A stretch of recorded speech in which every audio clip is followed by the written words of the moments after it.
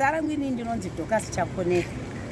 Chinonzi chiredzwa muzukuru wangu ndechekuti kana kurikoti pane mwana musikana aita mwana mumusha, nyangwe asina baba, nyangwe ana baba, akatotongoti mwana anenge akamitiswa baba vachizikamwa, mumwe akangomuwana haazikamwe baba wake. Asi kana akazongochengetwa mumusha, mwana wetotosiya mwana uye mumusha make, woyosara achirerwa nasekuru vake, mai vaamai nababa vaamai varimo mumusha vachirera muzukuru wokusvika akura. Tongoti kana kurikoti ana baba kana vakuti vauda mwanawo, vanenge vakutoda vanofanirwa kubvisa ng'ombe yechiredzwa. Chavanobvisira ng'ombe yechiredzwa, mwana uyu akarerwa mumusha achibikirwa, imombe inopuhwa ambuya.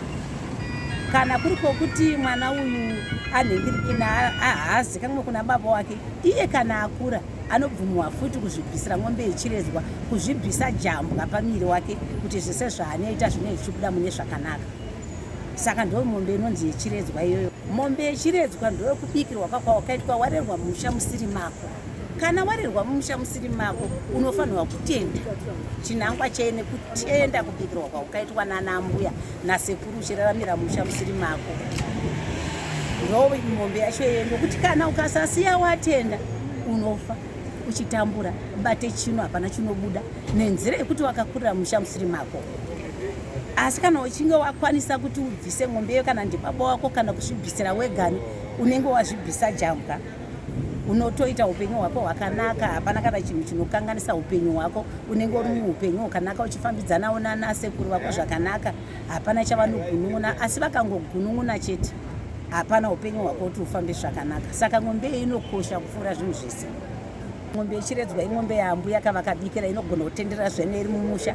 Ambuya kana vakada kupota vachitengesa, vachitenga mapiritsi, kana vakada kuirera kuti vazopota vachitenga wachiti pavanenge vada kudya nyama vouraya, ing'ombe yavo ndokuti ndo vakabikira. Atiti ambuya avazofa, dzinoitwa sei mombe idzi? Ng'ombe dzinoenda kumusha kwaamai. Ndodziye ng'ombe dzinenge dzakunzi padzinenge dzakuendeswa kumusha kwaamai vakabereka uyu vakachengeta muzukuru. Imombe iyi imombe dzechiredzwa dzaatete vakarera mwana warusiya. Rusiya akaita mwana anga asina baba, saka aita mwana asina baba, ndokubva azvara mwana wake ndokurerwa mumusha muna ambuya. Saka ng'ombe iyi akazviroora wega nemuzukuru. Saka ng'ombe idzi dzawanda dzonosiyiwa kumusha kwaanasekuru kwana ambuya vake, kwakazvarwa mbuya amai vaamai. Vachiti kana vanhu vakazofamba potanga kunzi muri kuona here nhingirikini pane ng'ombe dzakapararira mumusha.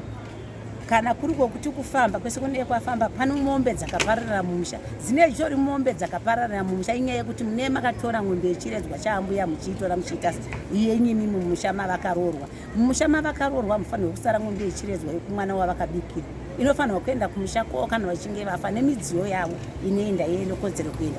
Asi kana kuri kuti vaambuya vari vapenyu, vane mombe yavazotorawo vachipa muzukuru, vachiti ndakupaiwo ng'ombe kuti muzorooresa vazukuru vangu, idzi ndosara dzangu. Zvinoitika izvozvo mune dzimwe nzvimbo, vanogona kupa muzukuru weng'ombe nekuda kwavo, zvisiri zvokutora kuti ndokuti ambuya vangu vafa ndofanirwa kusesa ng'ombe dzaambuya vangu, hazviitwi. Dambudziko kana vakupa nomwoyo wavo wese, usiri kuti wavakumbira, unenge usina kuvakumbira, vakupa nomwoyo wavo wese. Tinonzwa vamwe vachitiwo chinhu chese chine chiendeswa chinoda kuenda chine munongedzo. Iyo mombe yechiredzwa inoenda ine munongedzero? Mombe yechiredzwa haingoenda yega nega. Handi uri kuendesa kunopa ambuya vako, inoenda unogumbezeka. Rero unozonzi iwewe unotengera ambuya kogumbezi. Kana uchiendesa ng'ombe yechiredzwa unogona kuendesa negumbezi kana nekamari kokuti ambuya kamari akamotenga ushuga. Ndo zvinoita ng'ombe yechiredzwa, haingoenda iri yega, inoenda unokamwe kana mumashure.